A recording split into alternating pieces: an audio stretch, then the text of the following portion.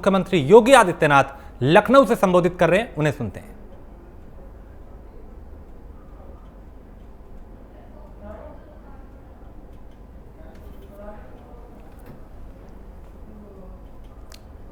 तो मुख्यमंत्री योगी आदित्यनाथ इस वक्त संबोधित कर रहे हैं। बॉक्सिंग हॉल का उन्होंने लोकार्पण किया है और इससे पहले वो कोरोना को काबू करने के लिए भी लगातार बैठकें कर रहे हैं, एक्टिव दिखाई दे रहे हैं। बिहार और मध्य प्रदेश के राज्यपाल के रूप में जिन्होंने उल्लेखनीय कार्य किया, ऐसे स्वर्गीय श्री लालजी टंडन जी को विनम्र श्रद्धांजलि अर्पित करता हूं। उनकी स्मृतियों को कोटि कोटि नमन करता हूं।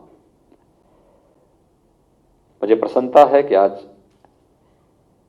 टंडन जी के नाम पर, उनके इस कर्मभूमि पर चौराहे का नामकरण, खेल विभाग के द्वारा बनाए गए बहुउद्देशीय सभागार का नामकरण और एक मार्ग का नामकरण एक साथ यहां पर संपन्न हो रहा है। अपने पूर्वजों के प्रति और अपने वरिष्ठों के प्रति श्रद्धा और सम्मान का भाव, यही कृतज्ञता है जो हम आने वाली पीढ़ी को संस्कार के रूप में एक नई शुरुआत उनके सामने करते हैं, जिनसे प्रेरणा और प्रकाश प्राप्त करके वे लोग अपने भविष्य को आगे बढ़ाते हैं। और लखनऊ और स्वर्गीय लालजी टंडन जी एक दूसरे के पर्याय हो गए थे। वे लखनऊ में ऐसे रम गए थे, भले बिहार के राज्यपाल रहे हों या मध्य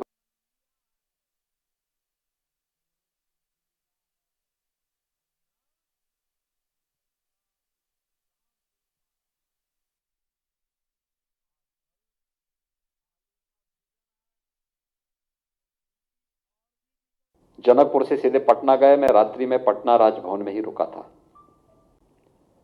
और पटना में जब टंडन जी से बातचीत होने लग गई तो टंडन जी ने एक बात कही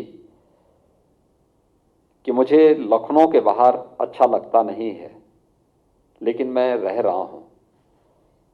मुझे जो जिम्मेदारी दी है, कोई मुझे पलायनवादी न कहे, इसलिए मैं पटना में रह करके सेवा कर रहा हूं। लेकिन मुझे वैसे वास्तव में मेरी आत्मा बसती लखनऊ में है। भारतीय जनसंघ से लेकर के भारतीय जनता पार्टी की इस बृहद और अभिनंदनीय यात्रा कि वे न केवल एक सिपाही के रूप में बल्कि स्थानीय स्तर पर कार्यकर्ताओं के पथ प्रदर्शक के रूप में भी टंडन जी को जाना जाता था। बहुत कठिन होता है एक विचारधारा, मूल्यों और आदर्शों के साथ एक लंबे समय तक सार्वजनिक जीवन में कार्य करना। जब एन प्रकारेण सत्ता प्राप्त करना ही उद्देश्य होता है तो अक्सर लोग विचारधारा के साथ समझौता करते हैं, जीवन के मूल्य और आदर्शों के साथ समझौता करते हैं। लेकिन टंडन जी को विचारधारा, मूल्यों और सिद्धांतों के इतर कोई अन्य बात कभी स्वीकार्य नहीं हुई और यही कारण था कि विचारधारा का हर कार्यकर्ता बड़े सम्मान के साथ स्वर्गीय लालजी टंडन जी को सम्मान देता था, उनके प्रति आदर और आत्मीयता का भाव रखता था। लेकिन हम अपने मूल्यों और सिद्धांतों के साथ कार्य करते हुए भी अन्य विचारों का अनादर नहीं करेंगे। उनके साथ भी वही भाव, वही मित्रता, वही समदर्शिता सदैव देखने को मिली जो टंडन जी के बारे में अक्सर हर दल के नेताओं के मन में एक सम्मान का भाव इन्हीं कारणों से आया।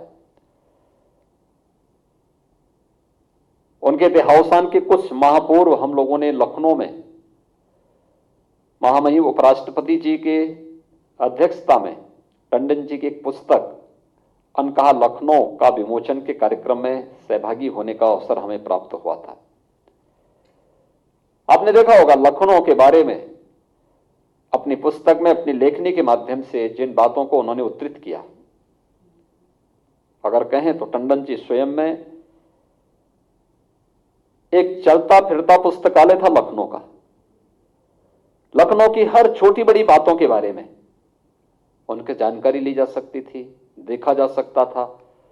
जीवन के प्रत्येक क्षेत्र के बारे में, लखनऊ के व्यवसाय के बारे में, लखनऊ की राजनीति के बारे में, लखनऊ के समाज दर्शन के बारे में, लखनऊ के हर एक क्षेत्र के बारे में, डेवलपमेंट के बारे में, ये सारी जानकारी लखनऊ के बारे में टंडन जी के पास थी और टंडन जी उन सब के गवाह रहे हैं। आज यही कारण है कि जब टंडन जी की दुखद मौत हुई तो उनकी मृत्यु के समय कोविड-19 के प्रोटोकॉल के बावजूद जिस मात्रा में लोग उसमें उमड़े थे, उनकी लोकप्रियता को और उनके प्रति हर एक वर्ग के मन में जो सम्मान का भाव था और उसका प्रदर्शन कर रहा था, आज भी ये कार्यक्रम पूरी भव्यता के साथ स्टेडियम में होना था। लेकिन आपने देखा होगा कोविड-19 की जो ये नया स्ट्रेन आया है, इसके कारण बहुत तीव्र संक्रमण और लखनऊ में पिछले 1 महीने से जिस तीव्रता के साथ संक्रमण का फैलाव हुआ है, इसको ध्यान में रखते हुए शासन ने कुछ गाइडलाइन जारी की है और मैं धन्यवाद दूंगा श्री आशुतोष टंडन जी को कि उन्होंने इस बारे में उस गाइडलाइन का पूरा अनुपालन करते हुए कि हम कोविड-19 के प्रोटोकॉल को पालन करते हुए केवल जनप्रतिनिधियों की ही उपस्थिति में यह कार्यक्रम संपन्न हो और टंडन जी की जन्मदिन पर ही हो और उसका पालन करते हुए आज यह कार्यक्रम मुख्यमंत्री आवास में यहाँ पर संपन्न हो रहा है। मैं आज के इस अवसर पर मुझे बहुत प्रसन्नता है कि खेलकूद विभाग ने बहुउद्देशीय सभागार का नामकरण स्वर्गीय लालजी टंडन जी के नाम पर किया है। खेल विभाग इसके लिए हृदय से धन्यवाद का पात्र है। साथ साथ स्वर्गीय टंडन जी की स्मृतियां इसके साथ सदैव जुड़ी रहेंगी। लखनऊ के विकास के प्रति, प्रदेश के विकास के प्रति उनके मन में जो भाव थे, यह बहुउद्देशीय सभागार उसका प्रतिनिधित्व करेगा। चौक चौराहा के साथ साथ नए मार्ग के बारे में भी यहाँ पे डॉक्टर दिनेश शर्मा जी ने, आशुतोष टंडन जी ने जो बातें की हैं कि उनके नाम पर अब ये चौराहा और ये क्षेत्र जाना जाएगा। मैं इस अवसर पर नगर निगम को, नगर विकास विभाग को हृदय से साधुवाद देता हूँ और विश्वास व्यक्त करता हूँ कि टंडन जी की जो विरासत है, एक समृद्ध विरासत है और परिवार से, विचार परिवार से, समाज परिवार से और एक व्यापक तालीम है, हर एक क्षेत्र में उनके प्रशंसक, उनके शुभचिंतक रहे हैं।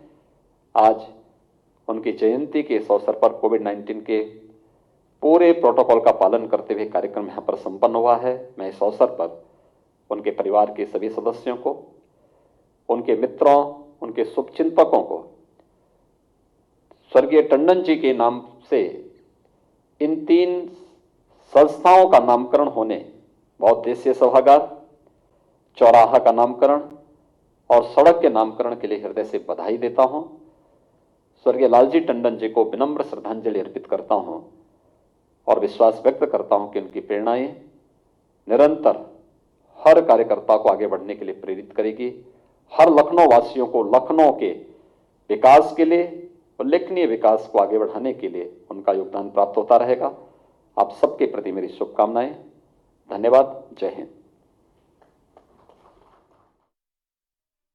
तो मुख्यमंत्री योगी आदित्यनाथ को आप सुन रहे थे, लखनऊ से संबोधित कर रहे थे और लखनऊ वासियों को एक बड़ी सौगात उन्होंने यहां पे दी है और सीएम योगी ने बॉक्सिंग हॉल का लोकार्पण किया है। 12 करोड़ की लागत से ये बॉक्सिंग हॉल बना है और उन्होंने कहा कि खेलकूद को बढ़ावा देना हमारी प्राथमिकता है। सीएम ने एक तरीके से बड़ी सौगात दी है और उसी मंच पे कई दूसरे दिग्गज भी मौजूद हैं। इससे पहले उन्होंने ये भी कहा कि कोरोना की रोकथाम के लिए गाइडलाइन जारी की गई है, उसका पालन जरूर होना चाहिए, उसमें किसी तरह की कोई लापरवाही नहीं होनी चाहिए, क्योंकि बढ़ता हुआ कोरोना चुनौती को भी बड़ा कर रहा है। तो सीएम योगी ने बॉक्सिंग हॉल का लोकार्पण किया है और लखनऊ वासियों को एक बड़ी सौगात दी है। 12 करोड़ की लागत से बनकर, यानी इसमें 12 करोड़ का जो खर्चा है वो इसमें आया है और लखनऊ वासियों के लिए एक ये बड़ी सौगात है। तो बॉक्सिंग हॉल का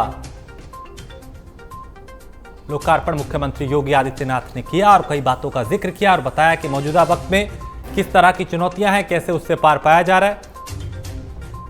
कोरोना एक बड़ी समस्या सामने बनकर एक बार फिर आया है और उसकी रोकथाम के लिए गाइडलाइन जारी की गई है, हर जरूरी कदम उठाया जा रहा है।